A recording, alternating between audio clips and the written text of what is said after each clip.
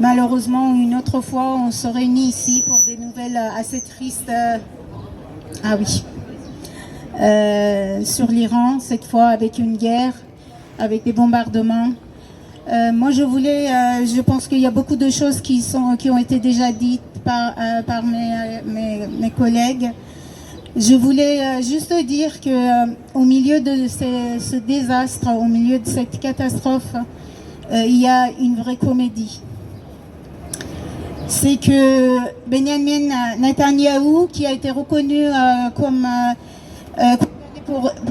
pour des crimes de guerre, un acteur de génocide à Gaza, se présente en tant que sauveur en Iran. On rit un peu jaune. Le peuple iranien, je pense que n'avait pas besoin de meurtriers pour le défendre.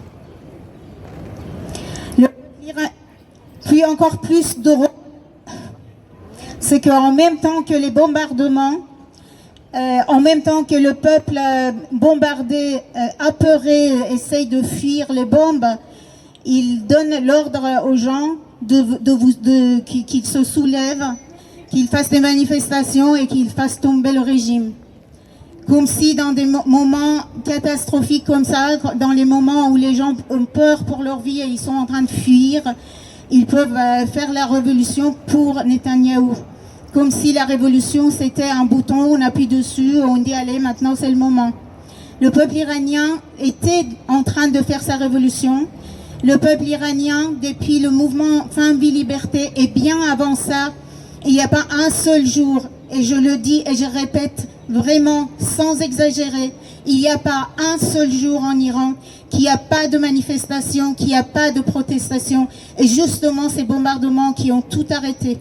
Il y a beaucoup de différents corps de métier, comme les enseignants, comme les camionneurs, même les travailleurs de pétrole qui étaient en grève, les gens qui n'ont pas reçu leur salaire ou les salaires ne suffisent pas pour leur vie.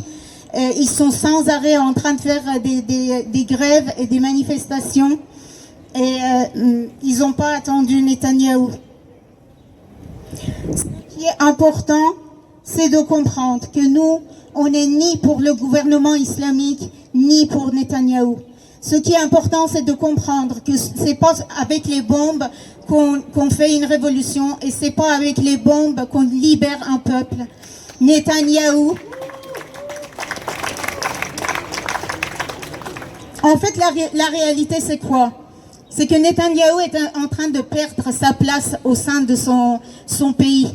Netanyahou était affaibli en Israël. Netanyahou risquait d'être destitué par le Parlement israélien. Et justement, c'est la guerre qui lui permet de continuer à garder sa place, parce qu'au moment de la guerre, personne ne peut le destituer. Netanyahou n'est pas le sauveur de l'Iran.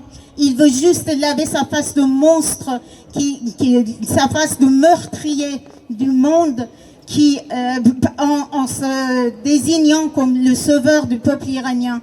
Les sauveurs comme ça, on n'en veut pas. Ni le gouvernement islamique, ni Netanyahou, c'est notre slogan. Nous refusons d'entendre le prétexte de sauver l'Iran pour les bombardements du peuple iranien. Merci.